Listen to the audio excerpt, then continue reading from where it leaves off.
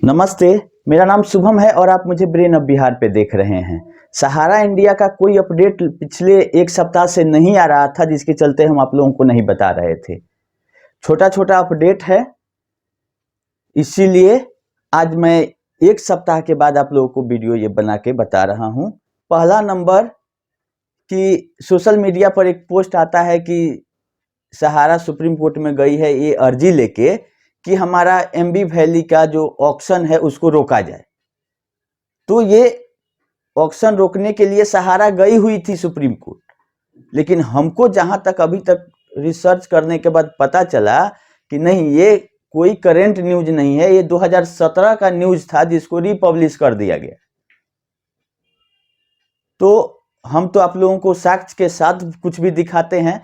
तो इसका ऑर्डर हमने डाउनलोड किया 11 सितंबर 2017, 11/9/2017 के डेट में सुप्रीम कोर्ट में हियरिंग हुआ था, जिसमें सहारा ने ये तीनों पॉइंट रखा था कि ऑक्शन रोक दिया जाए एमबी वैली का, और एक royal partner investment fund limited के साथ एग्रीमेंट करने के लिए परमिशन दिया जाए, जो $1.6 बिलियन में इसका 26% शेयर खरीदने का बात किया गया था। ये बात है सही, लेकिन 2017 का है। अभी कोई नीलामी का प्रक्रिया चल नहीं रहा है, तो रोकने की बात कहां से आ रही है। 2017 में ही कोर्ट ने बोला था कि ऑफिशियल लिक्विडेटर बहाल करके एमबी वैली को नीलाम किया जाए। तो इस सितंबर 2017 वाले हियरिंग में बोला गया था कि अक्टूबर में पब्लिश कीजिए, टेंडर निकालिए और ऑक्शन किया जाए इसका। उसी टाइम बोला था कि हम सहारा इंडिया की हम एक इन्वेस्टमेंट करने वाले पार्टी को पकड़ के लाए हैं और इसके साथ हमको एग्रीमेंट किया जाए, करने दिया जाए और ऑक्शन को रोक दिया जाए। लेकिन सुप्रीम कोर्ट ने मना कर दिया था। उस टाइम भी न्यूज़पेपर में ये चीज आया था। सेम चीज को 18 जनवरी को इधर उधर के सोशल मीडिया के, जो कि कोई ऑथेंटिक नहीं है, उसके द्वारा पब्लिश कर दिया जाता है। उसमें ना डेट रहता है ना कुछ रहता है, कब के डेट में ये रिजेक्ट किया है कुछ नहीं है। लेकिन सेम चीज 2017 में हुआ था। तो बहुत लोग सर्च कर रहे हैं सहारा इंडिया के मैटर पे, कुछ नहीं अपडेट आता है तो व्याकुल रहते हैं कि क्या हुआ क्या हुआ क्या हुआ। सबका पैसा फंसा हुआ है, एजेंट लोगों की जिंदगी झंड हुई हुई है। तो इसी का फायदा उठाने के लिए जो भी लोग हैं वो सोशल मीडिया पर पुराना पुराना पोस्ट भी पोस्ट कर दे रहे हैं और वो वीडियो चल जा रहा है। तो ये न्यूज है कि ये पुराना था, और 1.6 बिलियन का मतलब होता है लमसम 13,000 करोड़ रुपया। ये चीज आप लोगों को ध्यान देने वाली बात है कि $1.67 बिलियन का 13,500 करोड़ रुपया हुआ, और 26% अब इसका एमबी वैली में शेयर बेचने की जहां तक बात है, तो अब इसका मतलब आप लोग अनुमान लगा लीजिए कि 45 से 50,000 करोड़ रुपया का वैल्यूएशन हुआ होगा एमबी वैली का। जो हम आप लोग को बता रहे हैं कि 39,000 करोड़ रुपया का वैल्यू आया था, इंडिपेंडेंट वैल्यूअर से वैल्यूएशन कराया गया था। ये ऑर्डर में लिखा हुआ है, इसी ऑर्डर में। तो ये पुराना न्यूज था, अभी ऑक्शन हो ही नहीं रहा है, तो इसका कहीं से बात ही नहीं उठता है कि सुप्रीम कोर्ट ने, हम ये मना रहे थे कि सहारा जाए, रुकवाए ऑक्शन, लेकिन ये न्यूज ऑथेंटिक हमको नहीं लग रहा है। कुछ ना कुछ तो सहारा करे, इसलिए हम सोच रहे थे कि कहीं ना कहीं सही हो जाए ये न्यूज कि सहारा इंडिया सुप्रीम कोर्ट में गई है। कुछ तो ना कुछ करे ताकि लोगों में एक सकारात्मक उम्मीद जगे, लेकिन ऐसा होते हुए नहीं नजर आया। हाँ, दूसरा बात यह है कि 13 तारीख को एक डिसमिस हुआ है केस सहारा इंडिया का, वो भी बात सही है। तो ऑर्डर उसका भी आ चुका है। तो ये कौन सा मामला है?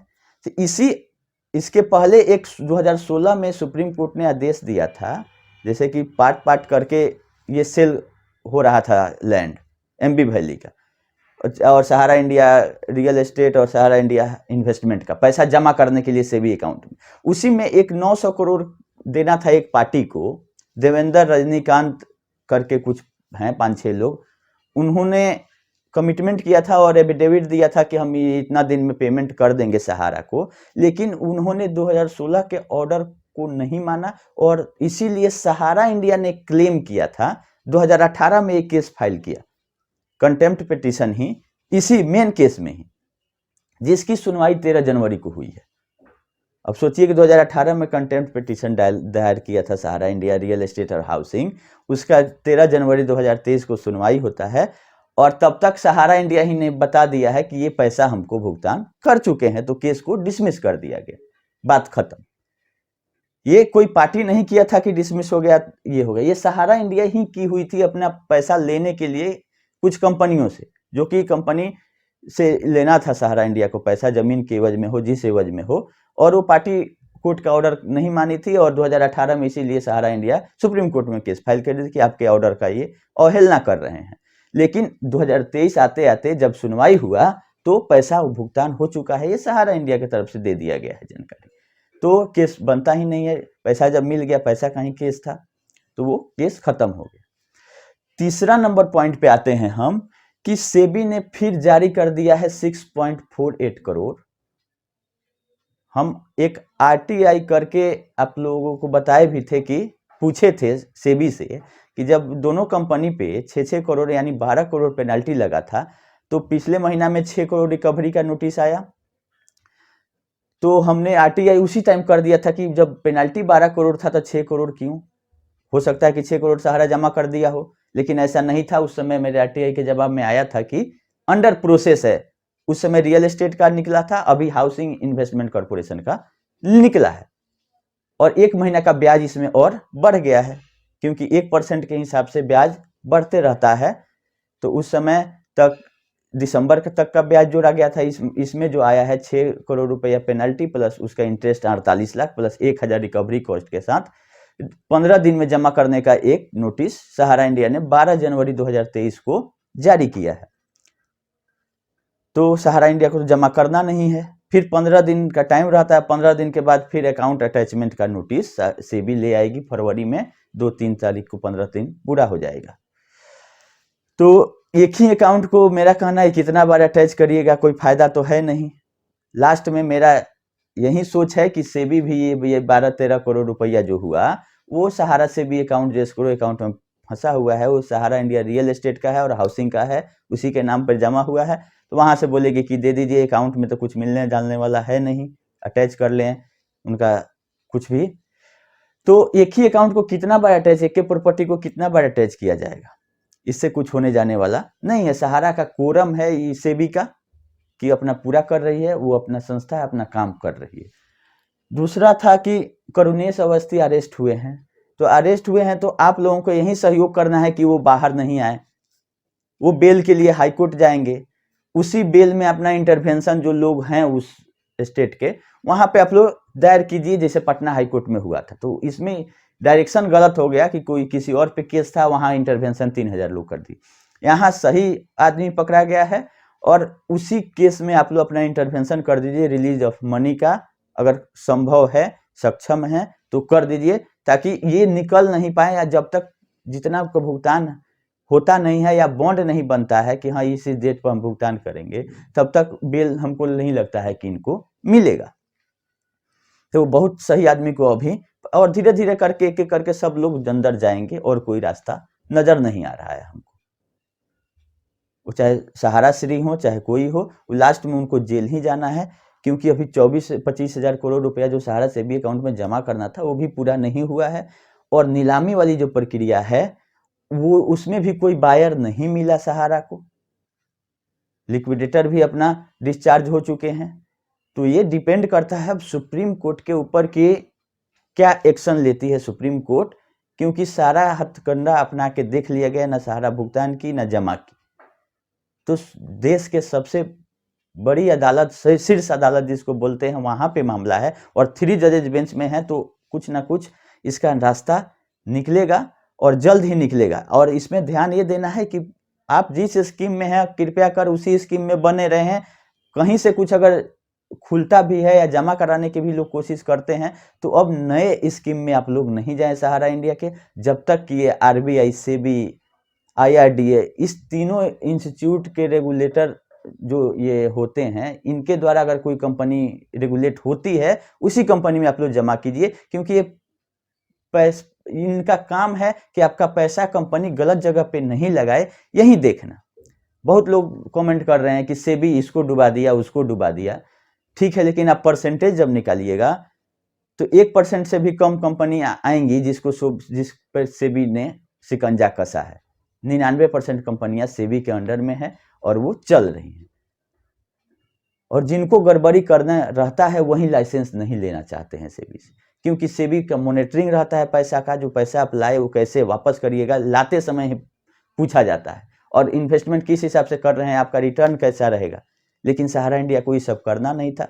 पहले तो वो कंपनीज बना के पैसा उठाती थी, बाद में जब ये दोनों कंपनी पर शिकंजा कसा, क्योंकि ये कंपनीज एक्ट में रजिस्टर्ड थी कंपनियां, अब सोसाइटी में गड़बड़ी हो रहा है, काहे नहीं सेबी वहां पे जा रही है, वो नियम अप्लीकेबल ही नहीं है सोसाइटियों का, ये जान रही है सहारा, तभी सोसाइटी बनाई।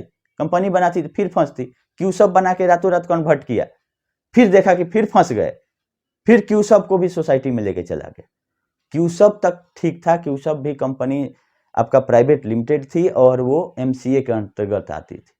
तो एमसीए से जो कंट्रोल होती हैं कंपनियां, उस पर शिकंजा कसा जा सकता है, जिसका परिणाम है कि अभी 25,000 करोड़ सेबी जमा ले रही है सारा सेबी अकाउंट में। अगर ये सोसाइटी में रहता मामला तो वो भी चला जाता, जिस तरह से सोसाइटी का रवैया है। आप लोग देख लिए होंगे कि 1 साल से कोई ना, आप लेटर भेजते हैं उसका ना कोई जवाब, कोई सिस्टम ही नहीं है सोसाइटियों का। और ये बड़ा काम करने के लिए सोसाइटी नहीं होती है, सोसाइटी छोटा छोटा काम करने के लिए रहती है। और ये 86,000 करोड़ 3-4 सोसाइटी मिला के सहारा उठा चुकी है। तो इसमें आप लोग ध्यान दें, पारा बैंकिंग करके एक लेटर जारी हो रहा है बहुत सारा, तो पारा बैंकिंग नाम की कोई चिड़िया नहीं है, इस चीज पे भी आप लोग ध्यान दें, क्योंकि सहारा इंडिया इसी का बेनिफिट उठाती है कि कुछ लोग आगे आने वाला सोचता ही नहीं था। 2009-10 में जब कन्वर्जन हुआ इसका क्यूसॉप में 11 में, तो हम लोग को भी उतना ज्ञान नहीं था फाइनेंशियल कि क्या करना है, क्या हो रहा है। लोग बोलते गए, लोग कन्वर्जन कराते गए, बॉन्ड लाके जमा करते गए, क्यूसॉप का पेपर लोग देते गए।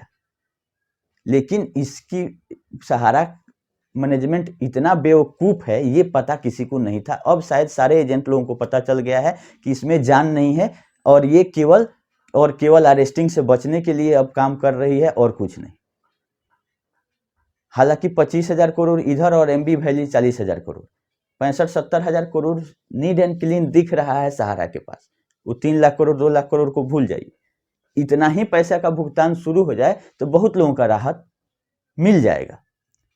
हाँ, बशर्ते कि आप नया स्कीम में नहीं जाने की कोशिश करें, ये मेरा रिक्वेस्ट है। और पारा बैंकिंग नाम की का कुछ है ही नहीं, जो भी लेटर जारी हो रहा है हम उसको फर्जी बोल सकते हैं कि जिस लेटर हेड पे पैन नंबर नहीं है, जीएसटी नहीं है, रजिस्टर्ड ऑफिस का एड्रेस नहीं है, वो एंटिटी है ही नहीं। ये बात आपको समझने की कोशिश करिए। अगर आप सहारा में काम भी कर रहे हैं तो उसको बोलिए कि आप हमको सहारा क्रेडिट कोऑपरेटिव सोसाइटी है, क्यूशॉप है, जो कंपनी रजिस्टर्ड है उसके लेटर हेड पे लिख के दें कोई भी आदेश हो तो। पारा बैंकिंग अगर रजिस्टर्ड है कहीं तो हमको उसका रजिस्ट्रेशन नंबर दीजिए। एक मुश्त एफआईआर से बचने के लिए ये सब लोग जो लोग काम कर रहे हैं, एक भेग लिख के दे देते हैं कि सहारा पारा बैंकिंग सेक्टर। पारा बैंकिंग नाम की कोई चीज नहीं है। बोलिए कि या तो क्रेडिट में दे या सहारियन में दे, जो रजिस्टर्ड उसका है उसका लेटर हेड यूज कीजिए। सब मिला के कहीं कुछ नहीं होता है। जब कोर्ट में जा रहे हैं तो बोल रहे हैं कि हम इस सोसाइटी में नहीं है, हम क्यूशॉप में डायरेक्टर नहीं है, तो आप सब मिला के क्यों ब्रांच को चला रहे हैं? एक ही ब्रांच में आपका 5 गो छोटा छोटा बोर्ड लगा दिया गया और ब्रांच मैनेजर साइन कर रहे हैं। तो आप लोग इस बात पे ध्यान देंगे कि जो ऊपर वाले डायरेक्टर हैं वो नहीं है हर एक कंपनी में, लेकिन जो ब्रांच मैनेजर नीचे जो है, जो इशू करते हैं बॉन्ड, वो उस कंपनी का ठप्पा लगा के अपना साइन करते हैं, तो वो सारे कंपनी में हो गए। तो एफआईआर होगा तो ब्रांच मैनेजर तो फंसेंगे ही फंसेंगे। तो ये बात ब्रांच मैनेजर लोगों को पूछना चाहिए कि आप पारा बैंकिंग क्यों यूज कर रहे हैं, तो लोग पूछेंगे नहीं। क्योंकि जब क्यूशॉप से भी लोग सोसाइटी में जा रहे थे, अभी तक कुछ पेपर मेरे पास है तो हम क्यूशॉप में ही रखे हुए हैं, क्योंकि क्यूशॉप कंपनी प्राइवेट लिमिटेड कंपनी है और इसमें कुछ ना कुछ होगा तो इसका पैसा मिलने की ज्यादा संभावना है सोसाइटियों से। इसीलिए कन्वर्जन का ऊपर से आता है आदेश कि कन्वर्ट कीजिए, मतलब कंपनी वाला सारा पैसा कन्वर्ट करके खत्म कीजिए। और सहारा से भी अकाउंट में जो पैसा जमा है वो सहारा ग्रुप के सारे लमसम जितने फॉर्म हैं उनसे कुछ ना कुछ कलेक्शन करके और उनका एज एडवांस लेके सहारा से भी अकाउंट में जमा है, और वो पैसा आएगा तो सहारा भी बोलेगी कि हम जिस कंपनी से लिए थे उस कंपनी में वापस दे रहे हैं और उस कंपनी का काम होगा। कहीं भी एक लाइन में नहीं बोली है सहारा कि सेबी वाला पैसा आएगा, उस पैसा से हम सोसाइटी का भुगतान करेंगे। अगर कहीं बोली है तो आप हम लोगों को हमको बताइए। ये केवल टालने वाला बात है कि सेबी अकाउंट, सहारा सेबी अकाउंट से पैसा रिलीज होगा तो भुगतान होगा। ये रिलीज पैसा गया है जिस कंपनी से, उसी कंपनी में वापस आना है। तो इस पे आप लोग ध्यान दें कि कन्वर्जन नहीं हो। और सेबी को रिस्पॉन्सिबल लोग ठहरा रहे हैं, वो गलत है। सेबी का जो काम है वो कर रही है। जिस तरह से आप देखिएगा कि नया नया मोटरसाइकिल थाना में सड़ते रहता है, तो क्या किया जाए? थाना को हटा दिया जाए? जिसका लाइसेंस नहीं है, चाहे एक्सीडेंट करता है चाहे कुछ भी करता है, तो वो थाना में सड़ जाता है। तो थाना का काम है उसको पकड़ना। अब ऐसा नहीं हो कि थाना हटा लिया जाए तो देश नहीं चलेगा। उसी तरह से सेबी हटा लिया जाए तो पूरा इन्वेस्टमेंट सिस्टम ही बिगड़ जाएगा। तो सेबी को दोषी नहीं ठहराएं, वो अपना काम कर रही है। इस सहारा इंडिया को उठा के अपना सिस्टम सुधारे और सिस्टमेटिक पैसा उठाए और सिस्टमेटिक इन्वेस्टमेंट करे। ये सिस्टमेटिक हुआ रहता तो अभी तक इतना लोगों का पैसा नहीं फंसता। क्योंकि आप सोचिए कि प्रिंसिपल अमाउंट कहाँ आप भेज दिए जो कि आप जमा नहीं कर पा रहे हैं। आप लोगों को सही से पता होगा कि भुगतान नहीं की है सहारा इंडिया, कन्वर्जन की थी जो भी एजेंट है। तो वो जो पैसा कलेक्ट करके एजेंट ला के दिए, वो पैसा कहाँ गया? क्यों नहीं वो पैसा जब जमा कर दे रहे हैं 24,000 करोड़, वो पैसा डाइवर्ट हो गया। वो चाहे लैंड में हो, बिल्डिंग में हो, आपका इन्वेस्टमेंट ही हो, लेकिन आपका सिस्टम नहीं दुरुस्त था। इसके चलते ना वो पैसा प्रिंसिपल भी अभी भी आप जमा करने की स्थिति में नहीं है कि सुप्रीम कोर्ट आपका बात नहीं सुन रहा है कि प्रिंसिपल अमाउंट जमा कीजिए तब हम आपका सुनेंगे कि भुगतान किए हैं कि नहीं किए हैं। तो प्रिंसिपल भी आप देने में नाकाम रहे हैं 8-10 साल से, और जिसके चलते आपका पूरा सिस्टम करप्ट हो गया और बंद हो गया। सारे ब्रांच धीरे धीरे बंद हो चले। तो यही अपडेट है। 30 जनवरी को देखिए दिल्ली हाई कोर्ट में सोसाइटियों के मामले में क्या आदेश आता है। जैसा सही अपडेट रहेगा बताने लायक, तो हम आप लोगों को वीडियो बना के बताते रहेंगे इसी तरह से। अभी के लिए इतना ही, धन्यवाद।